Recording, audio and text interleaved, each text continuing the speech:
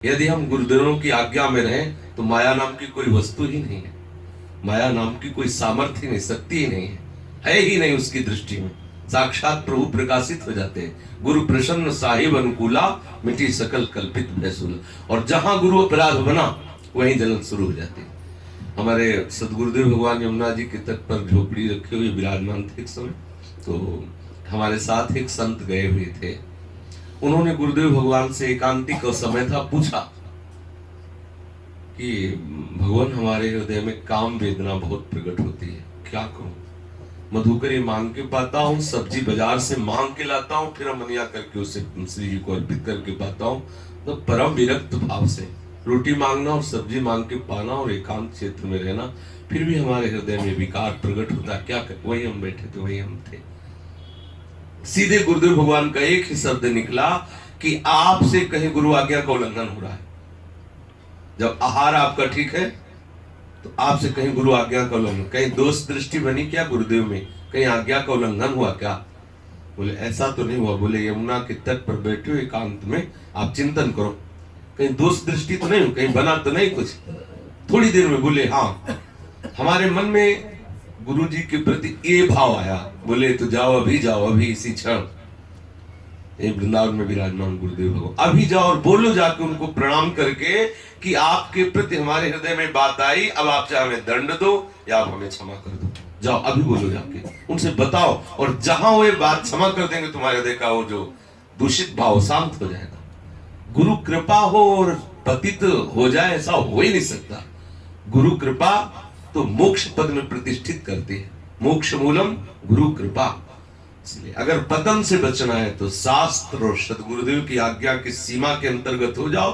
ताकत नहीं है कि कोई तुम्हें सीम की चाप सके को तासु, बड़ रखवार रमापति जासु।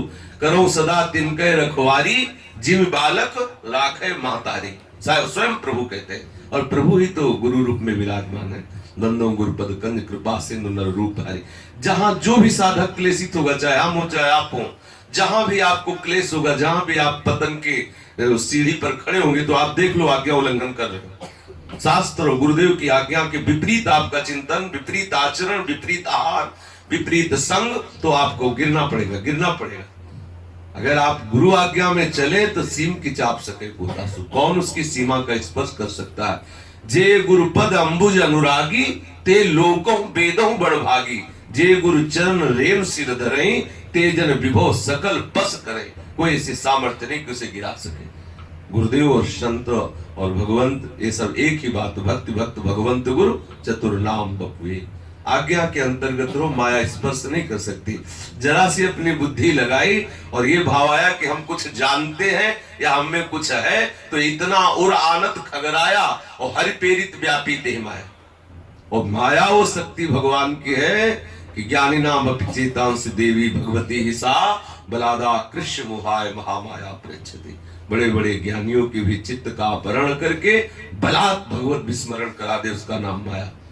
और बड़े बड़े अपराधियों के भी हृदय के समस्त मलों को धोकर भगवत स्मरण करा दे, वो भक्ति। भक्ति का प्रादुर्भाव होता है गुरुचरण आश्रित जन। गुरुचरण आश्रित को कोई प्रश्न ही नहीं होता, कोई समस्या ही नहीं होती, कोई बाधा ही नहीं होती। तो अंदर कोई बाधा आए ही नहीं पाएगी। आप जो सोचोगे तत्काल सामने उपस्थित हो जाएगी वो बात। पूछने का अगर उनको किसी की बात सुनवानी है तो भले आपके अंदर से बात आ जाए कि आप हमें बता दो, नहीं पूछने की जरूरत नहीं पड़ेगी। जो गुरु आज्ञा के अधीन रहता है वो गुरु तत्व स्फुरित होता रहता है, उसके अंदर दिव्य ज्ञान का प्रादुर्भाव अपने आप होता रहता है गुरु कृपा से। इसलिए पतन से बचने का एक ही उपाय है सदगुरुदेव की शरणागति। शास्त्र और संतों के वचनों की सीमा में अपने को बांध दिया जाए तो माया आपकी सीमा का स्पर्श नहीं कर सकती। और जहां उनकी आज्ञा का उल्लंघन हुआ या आप बच नहीं सकते, आपको गिरना ही पड़ेगा। ऐसा है।